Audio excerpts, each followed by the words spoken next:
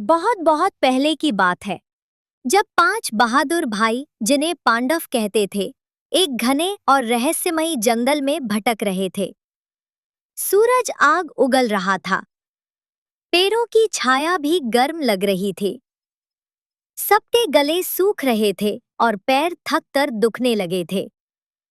तभी सबसे बड़े भाई युधिष्ठिर ने कहा, नकुल, तुम्हारी आंखें सबसे तेज है, जाओ पानी ढूंढो। नकुल दौड़े और उन्हें एक जादुई सरोवर मिला। पानी हीरो की तरह चमक रहा था। लेकिन जैसे ही वे झुके, एक गहरी गरजती आवाज आई, रुको, पहले मेरे प्रश्नों का उत्तर दो।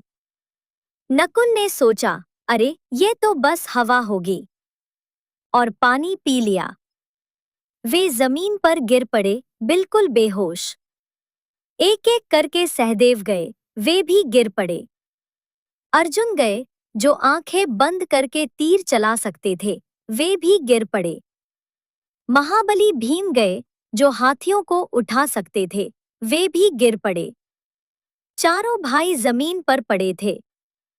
अब युधिष्ठिर खुद आए। यह देखकर उनका दिल डूब गया। लेकिन उन्होंने घबराहट नहीं दिखाई। वे शांत रहे। वही आवाज फिर गूंजी, मैं इस सरोवर का रक्षक यक्ष हूं। तुम्हारे भाइयों ने मेरी बात नहीं मानी, अब तुम्हारी बारी है, उत्तर दो, तभी पानी मिलेगा। युधिष्ठिर ने हाथ जोड़े और शांत स्वर में बोले, पूछिए, मैं तैयार हूं। यक्ष ने पूछा, पृथ्वी से भारी क्या है? युधिष्ठिर बोले, माँ का प्यार। यक्ष ने पूछा, आकाश से ऊंचा क्या है?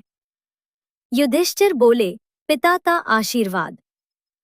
यक्ष ने पूछा, हवा से तेज क्या चलता है? युधिष्ठिर बोले, मन। एक पल में दुनिया घूम आता है। यक्ष ने पूछा, दुनिया का सबसे बड़ा आश्चर्य क्या है?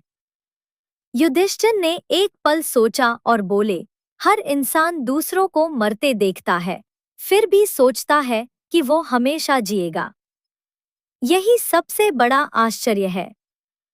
यक्ष यह सुनकर दंग रह गया।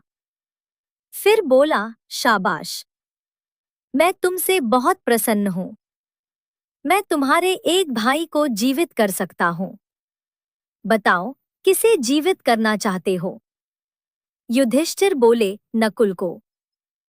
यक्ष हैरान होकर बोला, नकुल को? भीम इतने बलवान हैं, अर्जुन इतने महान योद्धा हैं, सिर्फ नकुल ही क्यों?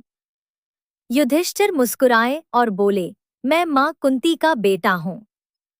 मैं जीवित हूँ तो कुंती का एक बेटा बचा है। लेकिन नकुल माँ माद्री का बेटा है। न्याय यही है कि उनका भी एक बेटा जिए। यह सुनकर चारों ओर सुनहरी रोशनी फैल गई।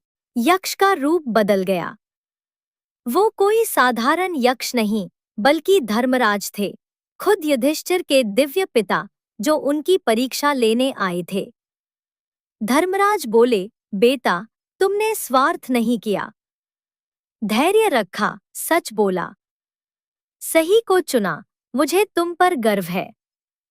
और उसी पल चारों भाई, नकुल, सहदेव, अर्जुन और भीम एकदम ताजे और स्वस्थ होकर उठ बैठे। सबने युधिष्ठिर को कृतज्ञता से देखा। इस कहानी से हमें यह सीख मिलती है, ताकत से बड़ी बुद्धि होती है, गुस्से से बड़ा धैर्य होता है, और जो इंसान मुश्किल समय में भी न्याय और सच का साथ देता है, वही सच्चा विजेता होता है।